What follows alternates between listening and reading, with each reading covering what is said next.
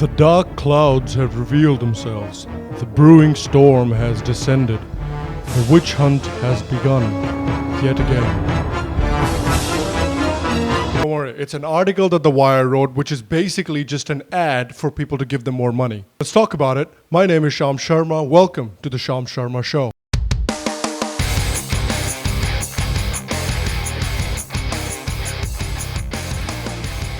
Hello and welcome. Welcome to another edition of the Sham Sharma Show. Thank you very much for joining us today. Thank you very much for watching. I appreciate you. Okay, so The Wire has released another article, and this article again has the same elements that we are living in a Nazi state, that freedom of expression is being destroyed by the current government, and that before the current government, freedom of expression was just fine. It's just now in the last 3 to 4 years that the freedom of expression has gone to hell. Let's go through it, because this kind of propaganda does literally nothing to move any kind of conversation forward. Even if you have a good point to make about freedom of expression, when you do that with this sort of propaganda, you are not helping your case at all. You're just making yourself look like the bigoted, biased media outlet that you are. So the article starts off by saying that in June last year, the residences and offices of the promoters of NDTV, India's oldest television news station, were raided. An act that led the New York Times to publish an editorial titled India's Battered Free Press, which describes the raids as an alarming new level of intimidation of India's news media. So the narrative here is that NDTV is the saintly, unbiased news organization that is just fighting for the truth and that is just speaking out for the truth, and this Nazi government is just trying to put it down. So let's look at the real story. Let's look at why the raid actually happened. So the CBI had registered a case against Ploy Roy, his wife and co-founder of the channel, Radhika Roy, a private company, and others for allegedly defrauding a private bank. It was reported that NDTV had a nearly 400 crore rupee fraud on the bank ICICI. Reports also show that Roy took 396 crore loan from ICICI Bank to the shell company RRPR Holding, showing NDTV assets. From that money, rupees 21 crore and rupees 71 crore were then diverted to the bank accounts of Ploy and Radhika Roy, respectively. In fact, I know The Wire and a lot of these leftist media organizations will paint the picture that NDTV is being attacked during Modi's rule. But actually, these investigations into NDTV and their shady financial transactions has been going on from the mid-2000s by the government agencies. In 2013, in fact, Sanjay Dutt, who is a director of financial services from Quantum Securities, which owned 125,000 shares in NDTV, he also filed complaints with the Enforcement Directorate and the Directorate General of Income Tax, alleging that NDTV and its promoters had violated a number of laws. It is impossible for so much smoke to exist without any fire at all. Not just that, the Enforcement Directorate in November had slapped a show cause notice to NDTV for flouting foreign exchange regulations while bringing in foreign investments to the tune of 2,030 crore. And in fact, there's a whole book named NDTV Frauds by Sri Iyer, which talks about the various alleged illegalities that the NDTV group were involved in. So again, this is not a case of some witch hunt. This is not a case of some Nazi government trying to shut down a honest, unbiased media house. And then, talking about the New York Times publishing articles, we all know how heavily the credibility of organizations like the New York Times, organizations like CNN and the Washington Post, how heavily their credibility has taken a beating in their own home countries because of the insane bias that exists within these companies towards a particular type of narrative. In fact, I've done a whole video that I would recommend you go check out, where I've talked about this narrative that has been created that India's press is somehow in this insane danger as soon as the Modi government came to power. I've done a video where I've said that there hasn't been any sort of significant difference when it comes to the issues that journalists are facing in Modi's time and before. Before, in fact, it was pretty bad. And in fact, they talk about all these journalists that are being murdered, and most of the journalist murders have actually happened in states that were not ruled by the BJP. So again, this narrative doesn't make sense when you look at the facts as well. I would really suggest you go check out that video. Little shameless plug there. And I love that they talk about the BJP like it's the BJP that is actually suppressing free speech. And before that, free speech was absolutely just fine.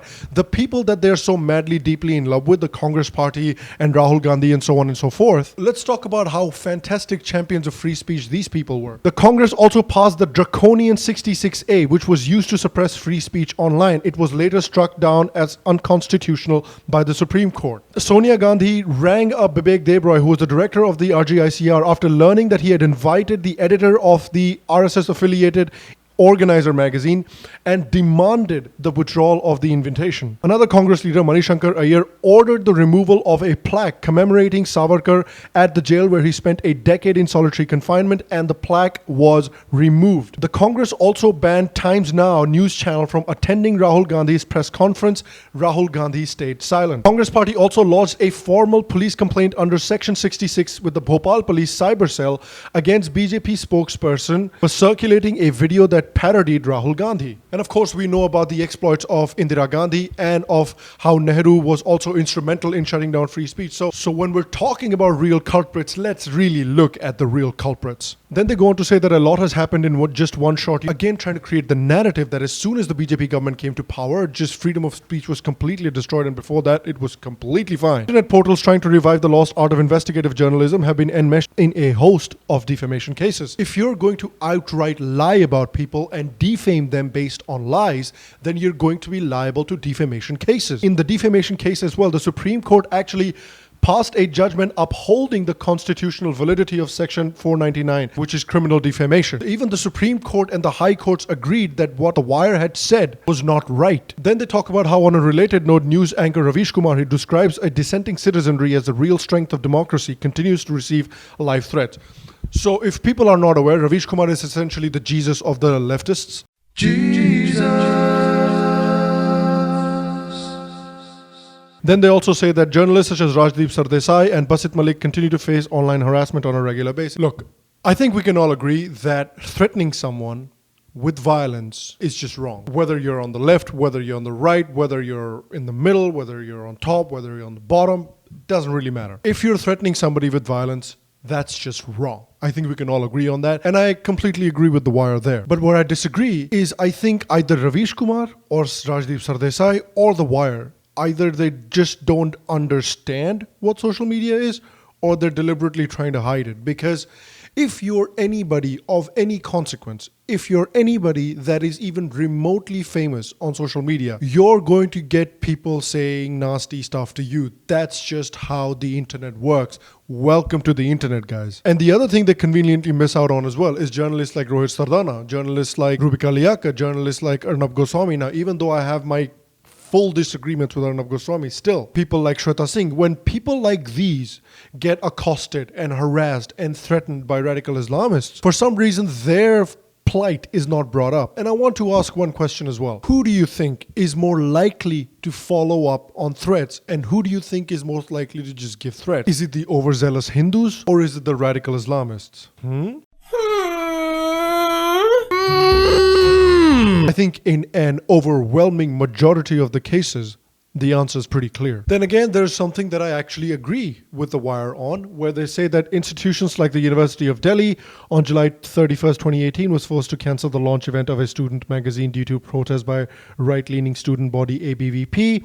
Audrey Trushke's lecture was cancelled in Hyderabad, and Kunal Kamra was denied permission to perform after 11 students wrote a letter saying he was an anti-national. Now, first of all, as far as I'm aware, these people did not offer any violence or did not threaten any of these people. They made their displeasure known to the college authorities. But at the same time, I agree with them. Look, speech, whether good, whether bad, needs to be free speech.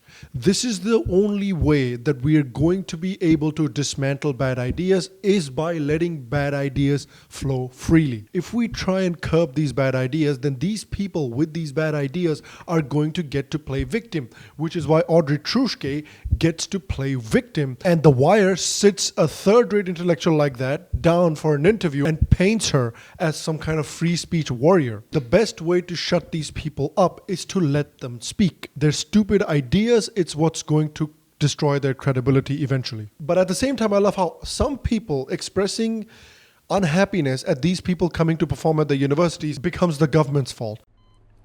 Why? And when all the arguments fail, what is that one last resort that all leftists around the world used to shut down people that they don't agree with?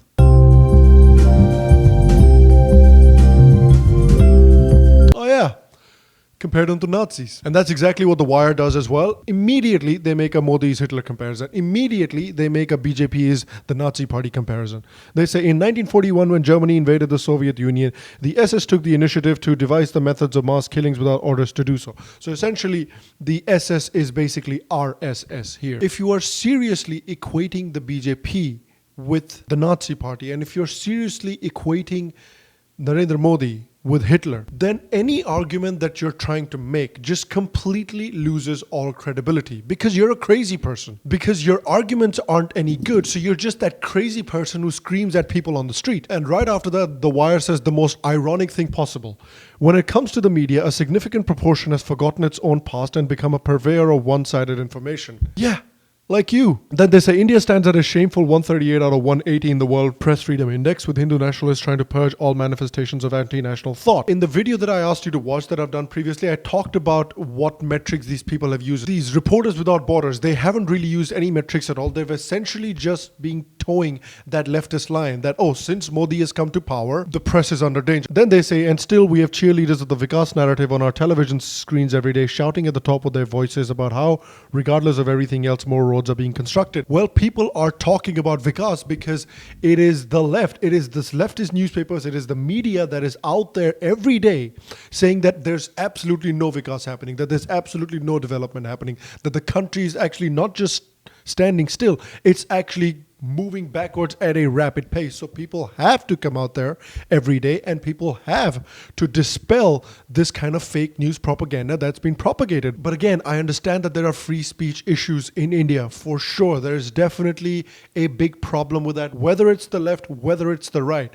But saying that all of these problems have come up in the last 2 to 3 years is completely dishonest and completely shows that The Wire has a very clear agenda. This is not some fearless independent journalism. This is just a very strict agenda-based journalism. So basically through this article, they're not really trying to say anything groundbreaking because they're not doing anything groundbreaking. What they're trying to do is they're trying to create this situation. They're trying to create this heightened, super hyper situation so they can just squeeze people out of more money. They're just trying to say, look, we're going to die, we're going to be destroyed, give us more money. So guys, let me know what you thought about today's episode in the comment section below as well. What do you think about this whole article? Go read the article. I provided the link to that article in the description down below as well. Go read the article. Let me know what you think in the comment section below as well. Guys, if you enjoyed today's episode, please make sure to give it a thumbs up. Please make sure to give it a like. It helps me out. It helps the channel out. And if you enjoy what we do here on the Sham Sharma Show, you can go ahead